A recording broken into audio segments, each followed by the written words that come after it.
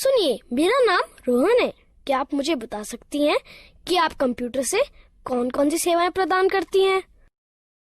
हाँ बिल्कुल, मेरा नाम गीता है और जैसा कि आप देख रहे हैं कि मेरे पास इंटरनेट सुविधा युक्त एक कंप्यूटर है, जिसके जरिए मैं विभिन्न सेवाएं जैसे रेल टिकट की बुकिंग, विभिन्न प्रकार की सूचनाएं जानने में, बिजली व मोबाइल फोन के बिलों का भुगतान, बैंक से लेन देन, पैन कार्ड, पासपोर्ट का आवेदन आदि आदि सुविधाएं प्राप्त करा सकती हूँ। अच्छा, इसका मतलब मेरे गाँव वालों को इन कामों के लिए शहर जाने की जरूरत नहीं है? नहीं, बिल्कुल नहीं। यदि गांव में इंटरनेट युक्त कंप्यूटर सुविधा उपलब्ध है, तो गांव वालों को इन सुविधाओं को प्राप्त करने हेतु शहर जाने की आवश्यकता नहीं है। अरे, ये तो बहुत ही अच्छा है। मुझे पूरा विश्वास है कि यह सब जानकर गांव वाले भी मेरी तरह बहुत प्रसन्न होंगे। हाँ बिल्कुल, आप इन्हें गांव वालों को अवश्य बताइए। सुनिए, मेरा नाम राम प्रसाद है।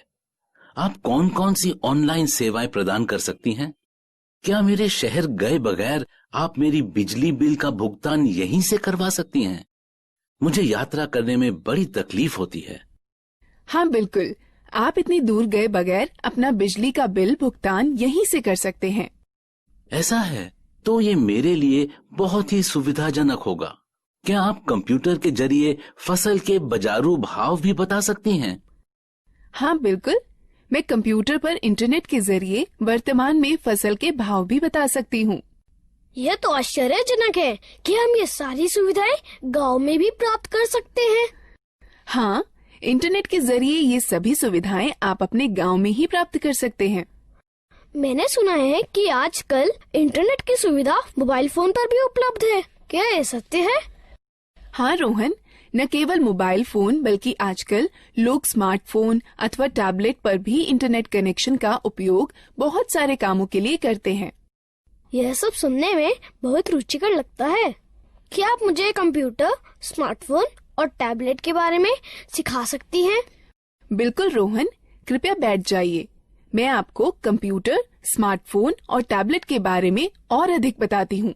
बाकी आप लोग भी बैठ जाइए, जिससे मैं आप सभी को डिजिटल यंत्रों के बारे में और अधिक बता सकूं। सबसे पहले हम यह सीखते हैं कि कंप्यूटर क्या है। कंप्यूटर एक इलेक्ट्रॉनिक यंत्र है जिसका उपयोग आंकड़ों व सूचनाओं के संकलन व प्रसंस्करण के लिए किया जाता है। हम कंप्यूटर से क्या क्या कर सकते हैं? कंप्यूटर के जरिए मीलों दूर रहने वाले परिवार के सदस्यों व मित्रों से जुड़ा जा सकता है।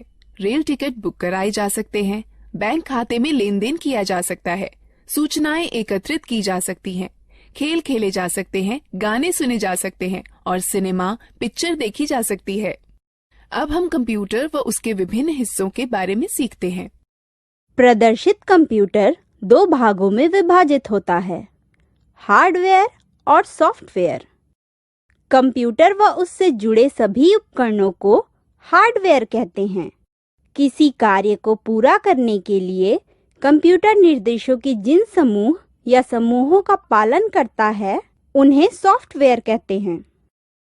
आपका मतलब है कि स्क्रीन पर दिखने वाले सभी आइकन्स सॉफ्टवेयर होते हैं? हाँ रोहन, सॉफ्टवेयर कंप्यूटर में प्रोग्राम होते हैं जिनसे हम भांति भांति के काम करते हैं। अब हमें विभिन्न उपकरणों के विषय में जानना चाहिए जिनसे कंप्यूटर बनता है। कंप्यूटर के 3 अंग होते हैं। पहला इनपुट डिवाइस, दूसरा प्रोसेसिंग डिवाइस, तीसरा आउटपुट डिवाइस।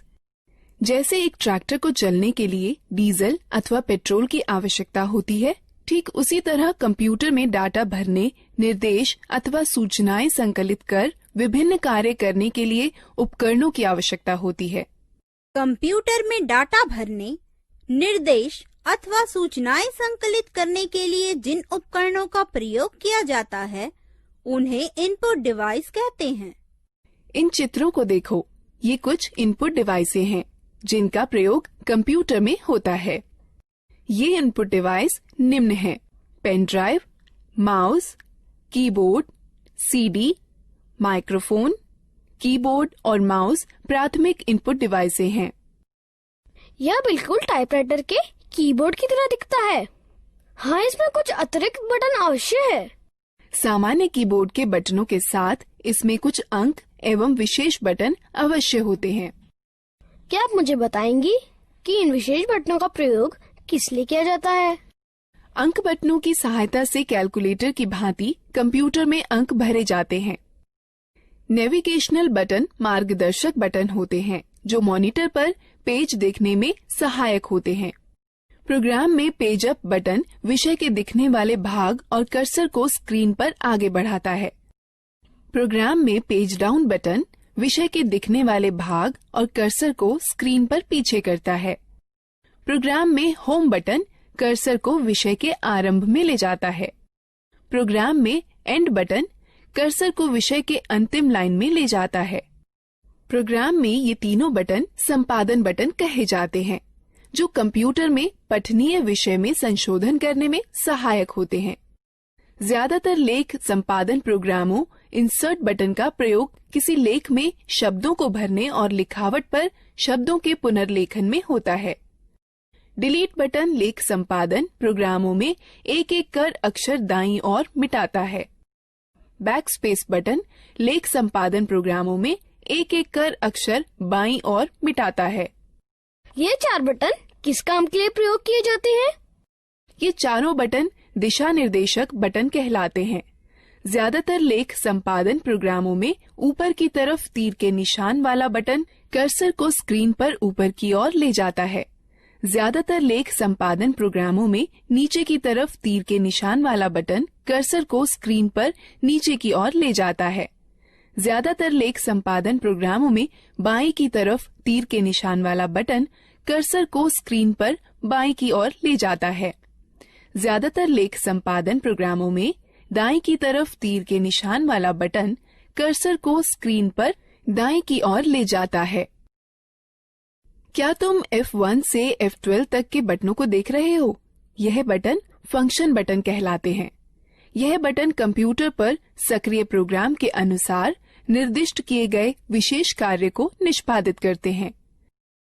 ज्यादातर प्रोग्रामों में एस्केप बटन चल रही प्रक्रिया समाप्त कर देता है।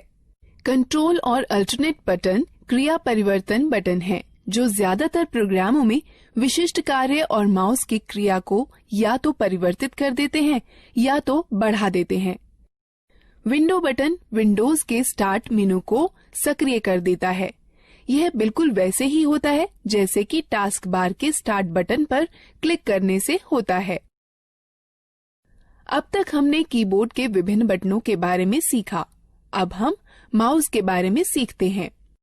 माउस एक दिखाने, निर्देशन करने वाला यंत्र है जिसका प्रयोग कंप्यूटर स्क्रीन पर दिखने वाले विषय आइकन्स को इंगित कर उनसे परस्पर संबंध बनाने में होता है। आप देखेंगे कि जैसे ही माउस चलाया जाता है वैसे ही माउस चलाए जाने की दिशा में एक छोटा तीर स्क्रीन पर चलता है। इस तीर को पॉइंटर कहते हैं। पॉइंटर की सहायता से कंप्यूटर को प्रक्रिया के लिए डाटा व निर्देश उपलब्ध कराए जा सकते हैं। माउस पर 2 बटन भी होते हैं, बायां बटन और दायां बटन। माउस के दोनों बटनों के बीच में एक घूमने वाला चक्का भी होता है, जिसकी मदद से प्रलेख या डॉक्यूमेंट और वेब पेज पर आसानी से चला जा सकता है। ये माउस द्वारा किए जा सकने वाले कुछ कार्य हैं। माउस के बाएं बटन को एक बार दबाकर स्क्रीन पर किसी प्रोग्राम को चुना जा सकता है। माउस के बाएं बटन को लगातार 2 बार बिना किसी अंतराल के दबाकर क्लिक कर किसी प्रोग्राम के अंदर प्रवेश किया जा सकता है। माउस के दाएं बटन को दबाए जाने पर इंडेक्स मेनू खुलेगा। घूमने वाला चक्का स्क्रीन पर पेज को ऊपर नीचे खिसकाने में हमारी सहायता करता है। जिस तरह दानों से भूसी निकालने या गेहूं को पीसने में ग्राइंडिंग मिल एक प्रोसेसिंग मशीन की तरह काम करती है, उसी तरह कंप्यूटर में वह यंत्र जो डाटा संग्रहण और संरक्षण को नियंत्रित करते हैं वह प्रोसेसिंग डिवाइस कहलाते हैं। कंप्यूटर प्रोसेसर या सीपीयू प्रोसेस की जाती है, फिर कंप्यूटर की मेमोरी या आरएएम में संरक्षित की जाती है।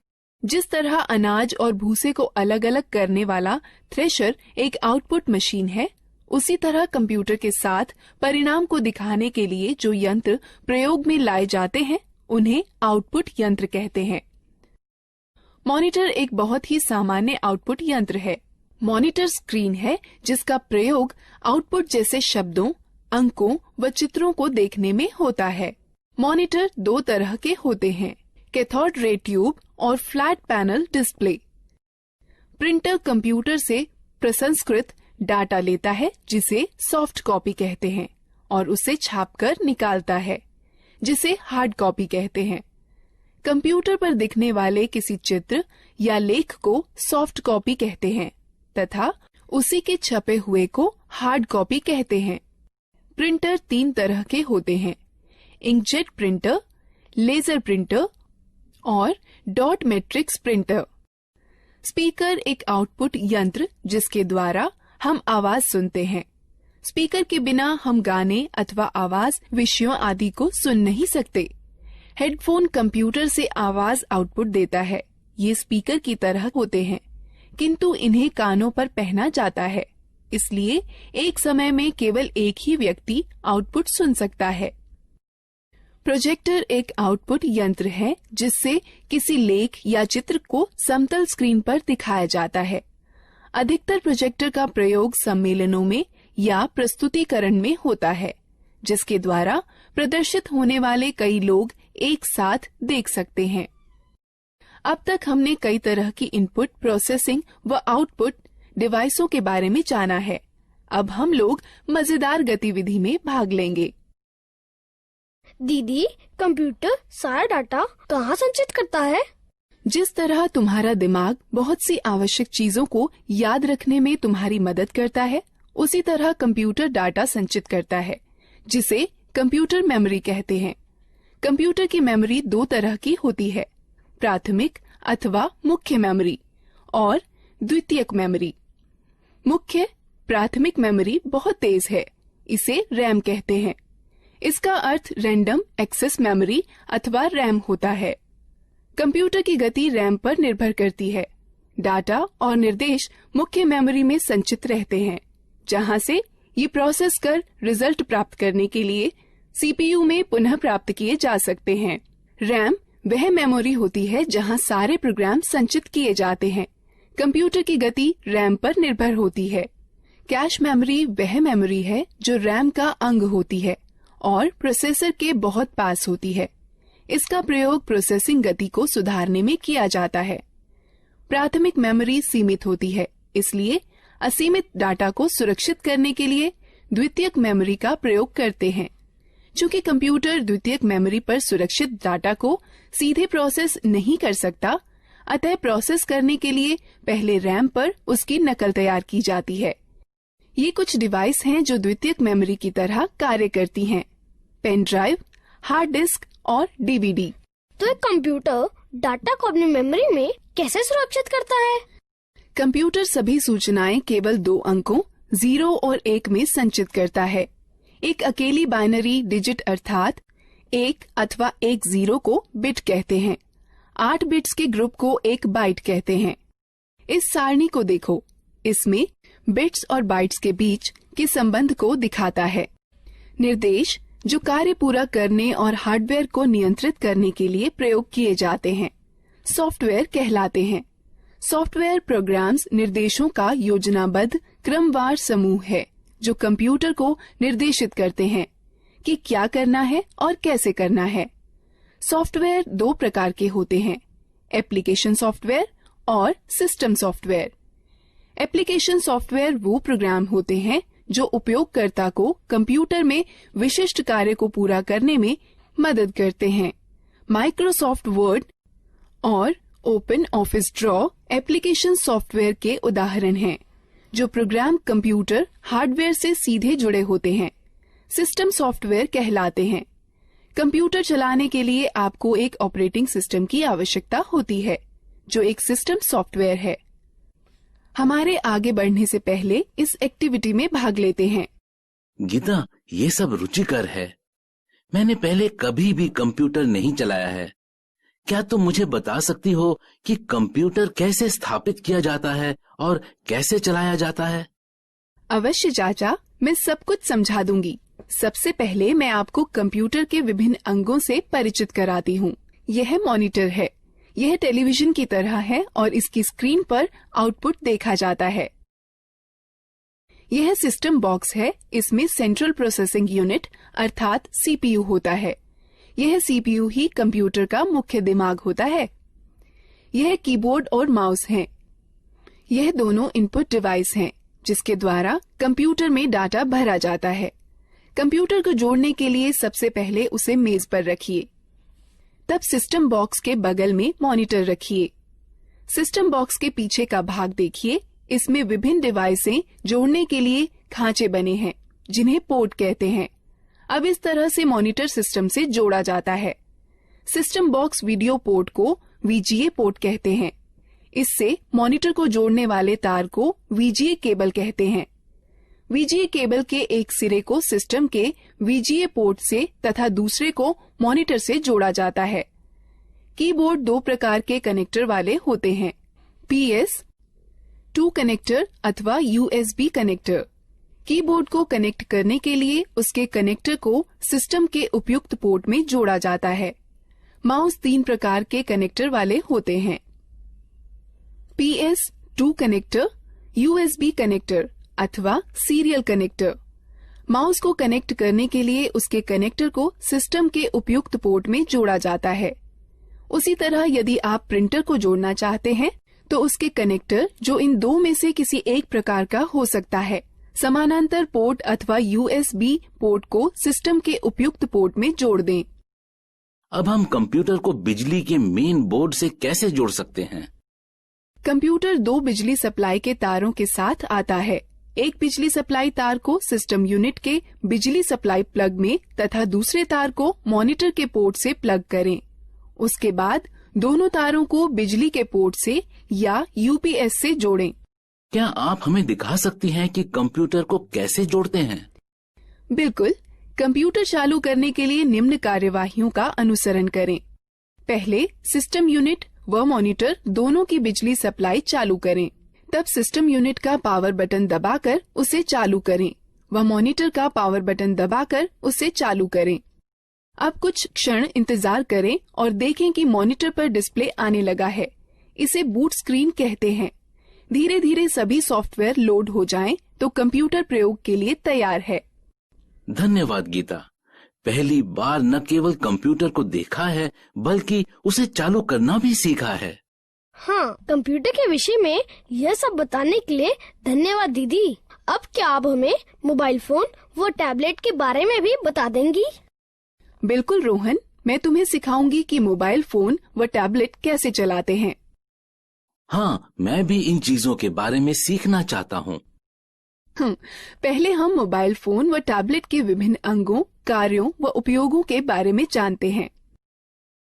जैसे आप जानते हैं कि बेसिक मोबाइल फोन एक ऐसा यंत्र है जिससे आप कॉल कर सकते हैं, कॉल प्राप्त कर सकते हैं व मैसेज लिखकर भेज सकते हैं व प्राप्त कर सकते हैं।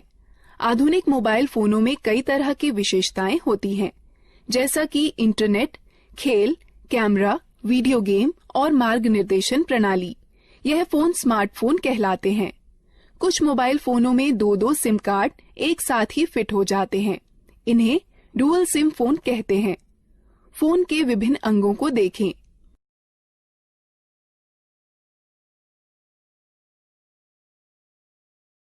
गीता, क्या तुम मुझे दिखा सकती हो कि फोन में सिम व बैटरी कैसे डालते हैं?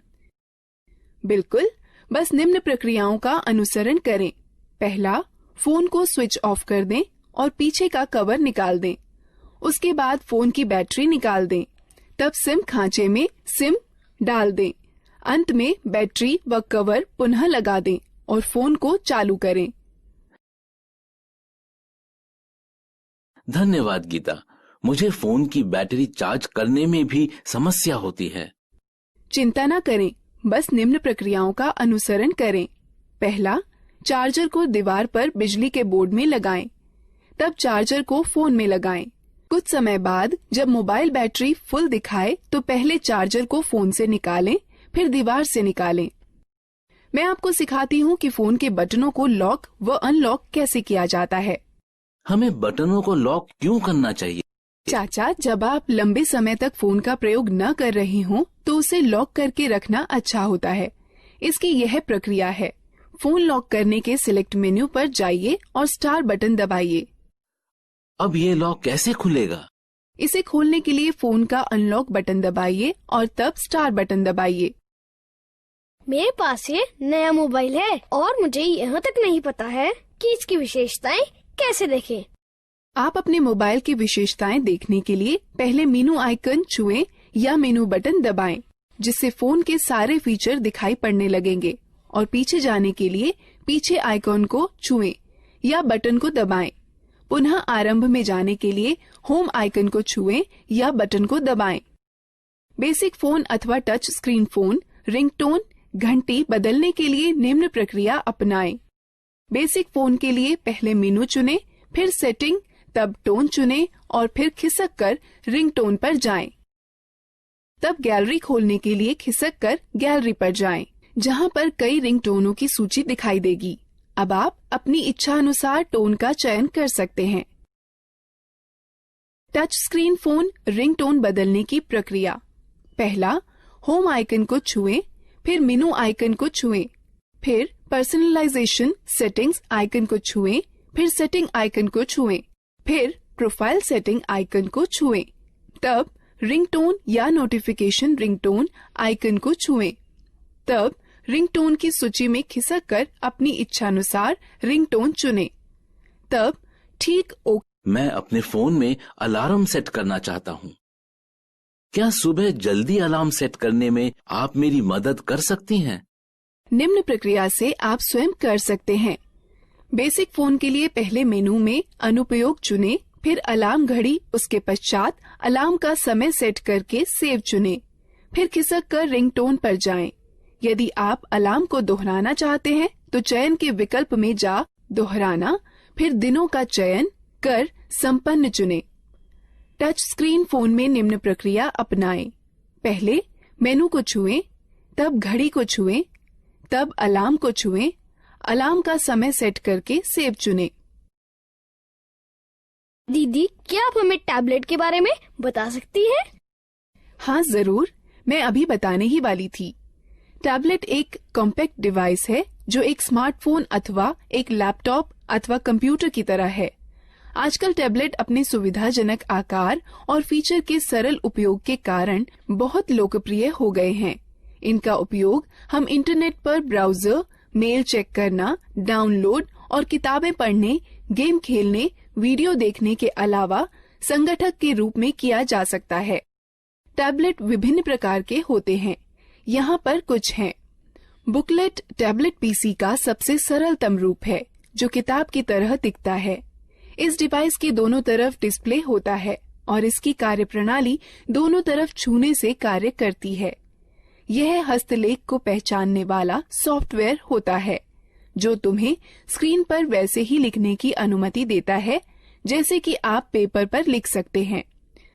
स्लेट सबसे साधारण और सबसे ज्यादा पाया जाने वाला टैबलेट पीसी है, जो अधिकतर मनोरंजन के लिए, फिल्म देखने के लिए, इंटरनेट चलाने के लिए, वीडियो देखने, वीडियो कॉल करने और दोस्तों के साथ चैट करने के लिए प्रयोग किया जाता है।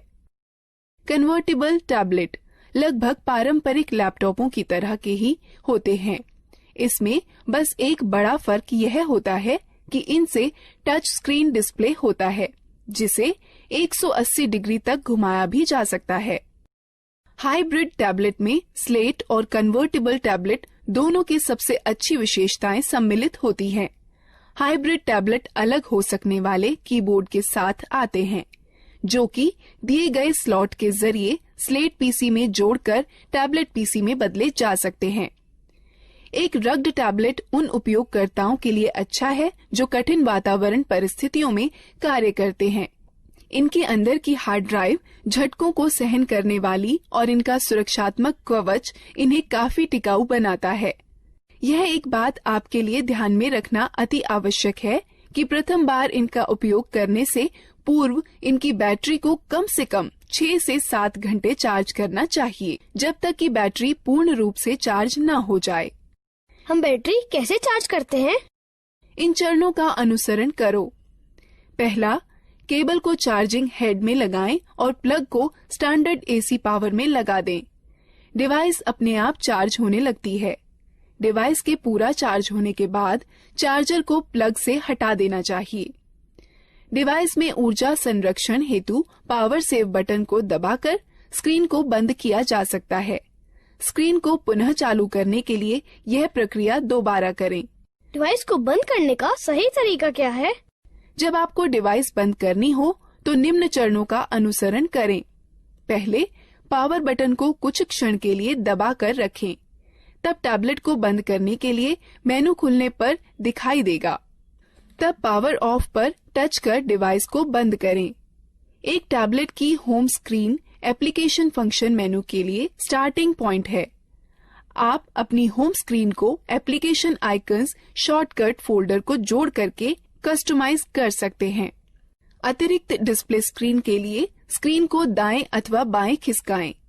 तो तुमने सीखा कि कैसे लैपटॉप, कंप्यूटर, मोबाइल फोन और टैबलेट को इस्तेमाल करते हैं। अब हम इस प्रक्रिया में भाग लेते हैं।